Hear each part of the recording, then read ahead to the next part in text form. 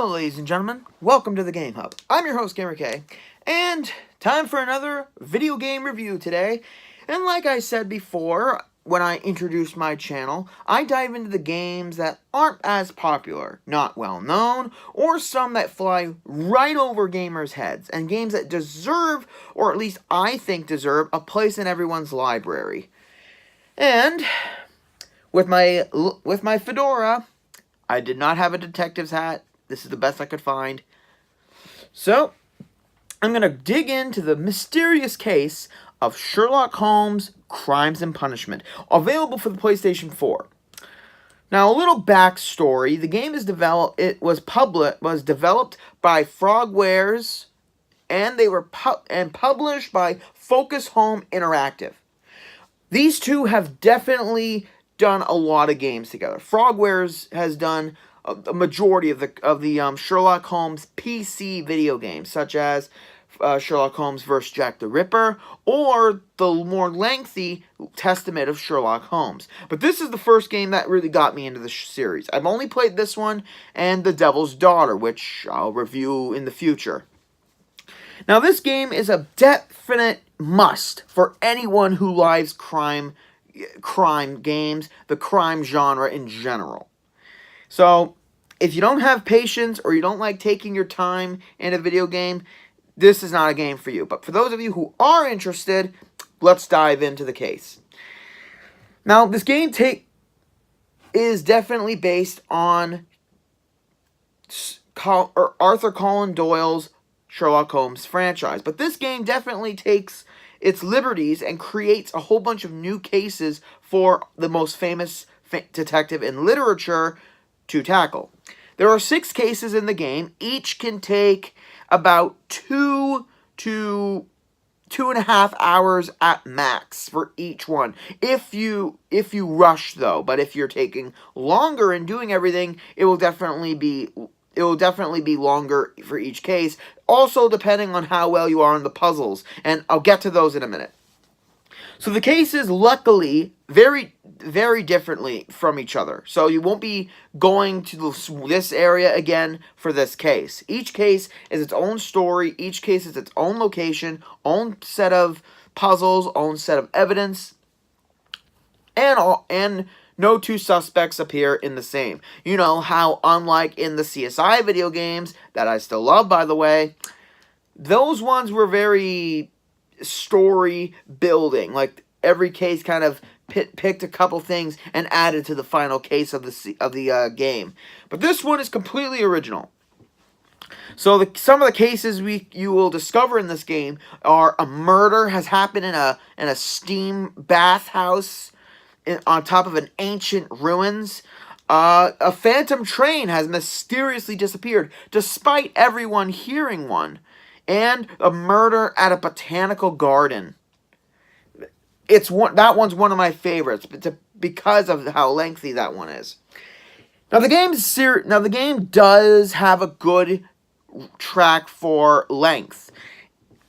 But if you want to complete the whole game, it takes at most 12.5 hours to complete. And if you're a completionist who wants to get everything done in the game, it will take you about an extra 2 hours, bringing the total of Crime and Punishment to a 14.5-hour crime adventure. It's not as lengthy or as open world as L.A. Noire, but this game does give people a great story in each case. It's like reading a chapter out of one of Doyle's books.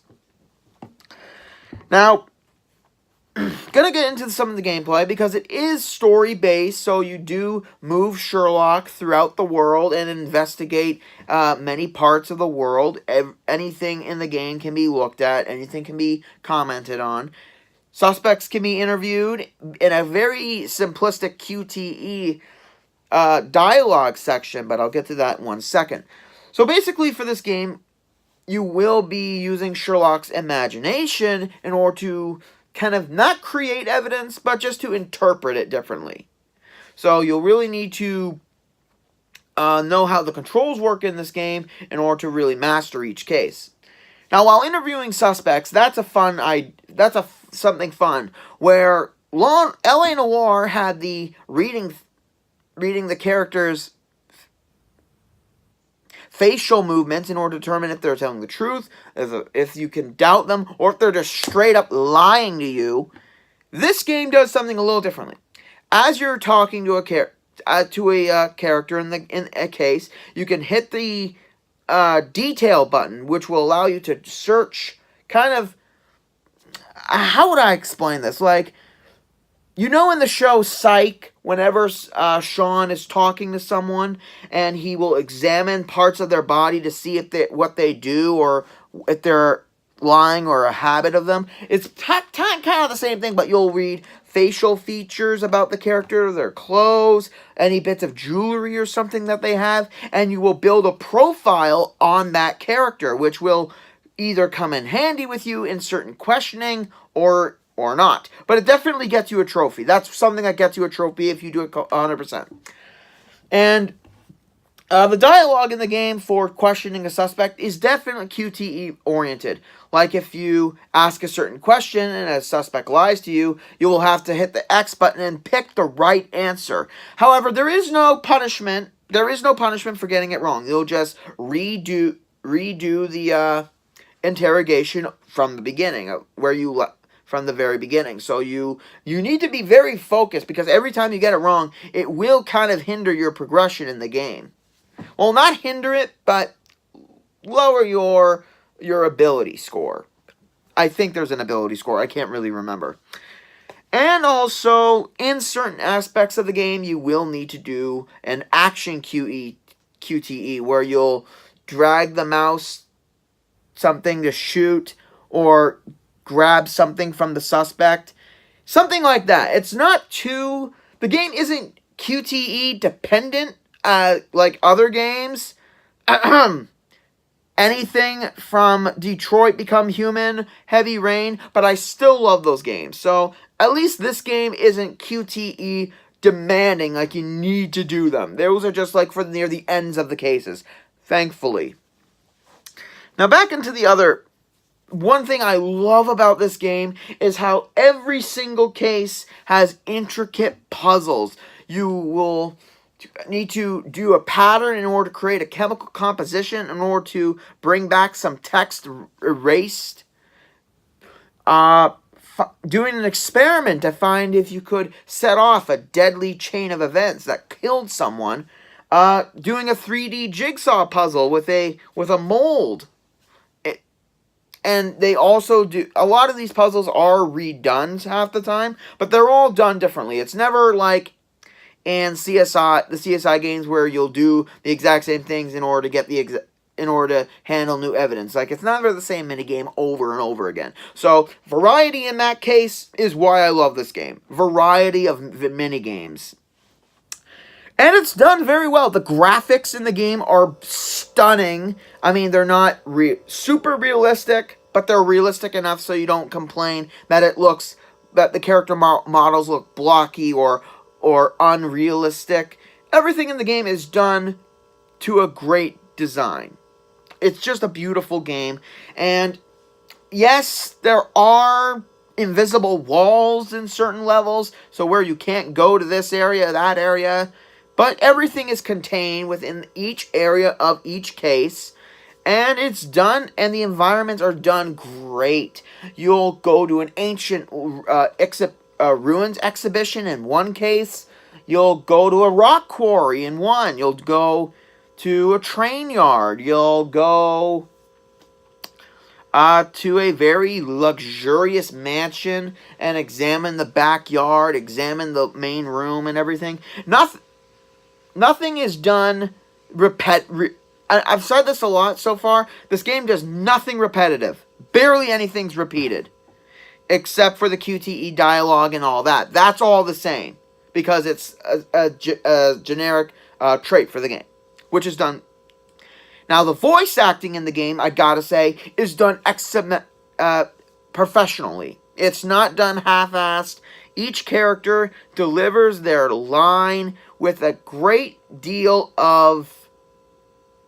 What's the word? Professionalism. Like, they're not... The people who they got to voice these characters, they're not doing it to grab a paycheck. people who do this game did the characters justice with the well done voice acting. So I give it points for that. Another thing in the game that's in there that's not really utilized as much is how Sherlock can disguise himself. Like, I think you do this like in two cases, and that's it. It's done more in the second game. It's done more there, which is very depressing because having Sherlock dress up in order to avoid detection from certain suspects and to investigate, that could have been done more. So, Frogwares, if you're watching for people's reactions to your games, I love this game. Please do another one. Please. Now, another thing that really pushes this game over the top in a good way, but with its premise, one second. With its premise is, yeah, Sherlock does everything with his mind, basically, because his mind's so extraordinary.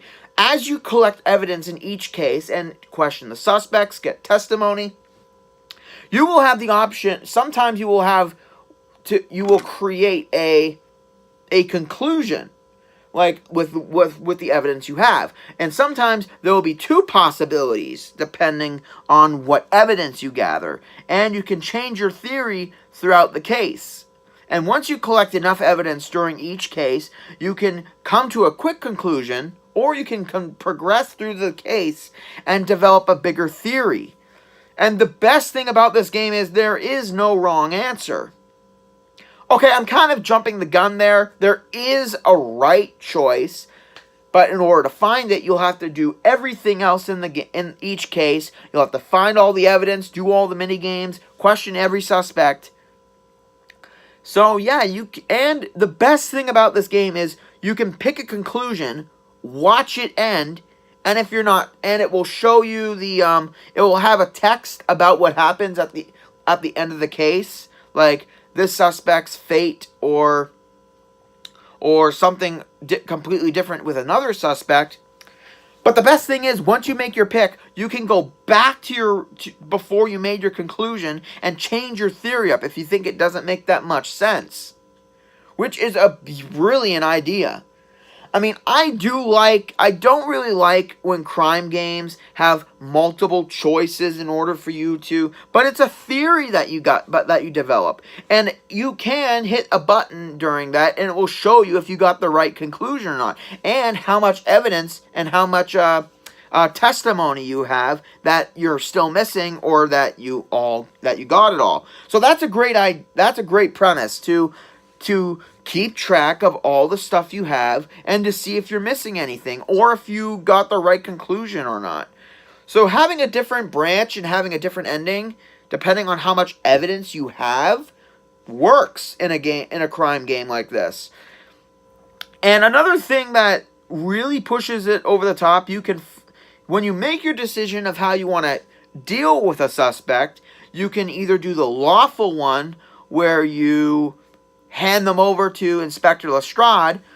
For those of you who don't know, Lestrade is the kind of useless inspector in Scotland Yard in all of the Sherlock Holmes novels.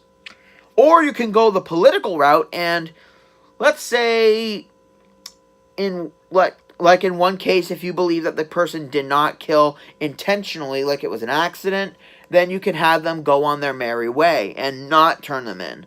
I tend to do that because I kind of have a soft spot for a good majority of characters in this game. So, and once you do that, you'll have a meter go between lawful or political, and if you get one full, like if you do every single case political, you'll get a trophy for doing it all that. What else can I talk about in this game that I haven't basically just told everyone? There are a couple drawbacks from the game. One being, yes, there is replayable value replayable value in this game if you haven't played it for a good number of years. But if you know exactly how everything ends, it doesn't really... Like, it's one of those games where you don't really need to play through the whole case again in order to get a different ending. You can just go back constantly and watch the different ones and then change your theory again and go back. So, I give points for that so you don't have to replay the exact same case over and over and over again in order to get a different ending. That I appreciate. Also, there is a secret trophy in each case of the game. You'll have to get a certain ending and doing it a certain way in order to get that trophy, and that's fun to figure out. Yeah. What else? The character models I talked about were great. The design of Sherlock Holmes is gorgeous. It stunningly looks like a middle-aged man. Okay, that's kind of a stupid critique. But the models do look good. John Watson looks good. Lestrade looks good. Wiggins, the street urchin, which is British talk for a street kid, looks gorgeous. Toby, the dog, looks gorgeous. I mean, you do use him in a good number of cases. You use his sniffer in order to find evidence with a Batman trace analysis trail, something to that end. Wow, I did not talk long. Wow, when I do my game reviews, I really don't go that long for these videos. Anyway, yeah, because the game isn't exponentially long, like needlessly long. It's a great game. The graphics are great for 2014. The stories in each case it will keep you guessing if you don't get the correct outcome.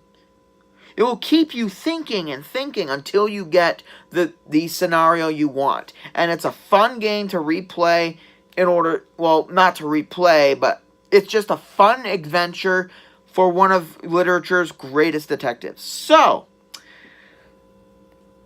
I almost forgot all the puzzles in the game. I mean, I think I talked about a lot of the puzzles.